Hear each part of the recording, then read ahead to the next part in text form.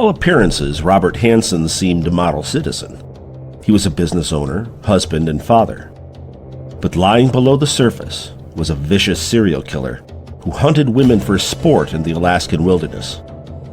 Hansen's crime seems so horrendous as to be fiction, especially when compared alongside Richard Connell's The Most Dangerous Game, the famous story about a Russian aristocrat who hunts humans on a remote island. But Hansen's life and crimes were not works of fiction. He led a secret, deprived existence that friends, neighbors, and family members didn't know about, and that resulted in the deaths of many women.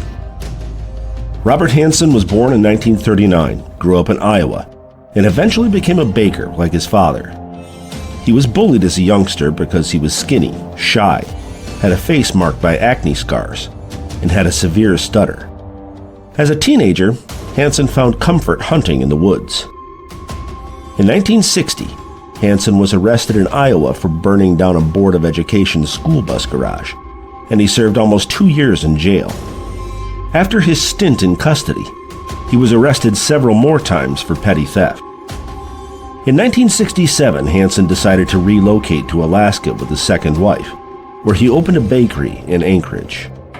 Hansen prospered in Alaska. He received a pilot's license, bought a plane, and he set hunting records. Hansen projected an image of respectability as a business owner and family man in the community. But unbeknownst to those close to him, in 1971 he began murdering and raping women in and around Anchorage. Hansen targeted exotic dancers and prostitutes, often abducting them, taking them to his remote cabin in the Alaskan wilderness, and then setting them loose so he could hunt them down like wild animals. In June 1983, Hansen's reign of terror came very close to ending. A 17-year-old prostitute named Cindy Paulson escaped, handcuffed, from Hansen, as he had been preparing to put her in a private plane. Paulson recounted to police how Hansen had pulled a gun on her, kidnapped her, tortured her in his house, and almost got her onto his private plane. Only when Hansen became distracted loading the plane's cockpit was Paulson able to run and flag down a passing truck. Hansen told police that Paulson was simply trying to extort him for money.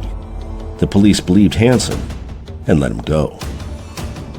Though they released Hansen, the police were actively investigating the many women who had gone missing from Anchorage by 1983. Believing that they had a serial killer on their hands, the police turned to the FBI for help. The FBI compiled a criminal profile of the unknown killer, and the results, plus the incident with Cindy Paulson, led the police to return their focus to Robert Hansen.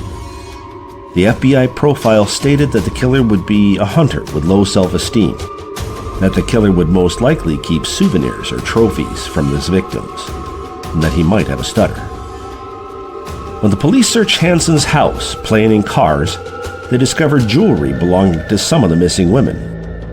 They also discovered a map of the area with X's marked all over it, hidden in Hansen's house. Faced with the evidence, Hansen decided his dangerous game was over. He admitted to murdering 17 women and raping dozens more over the course of 12 years.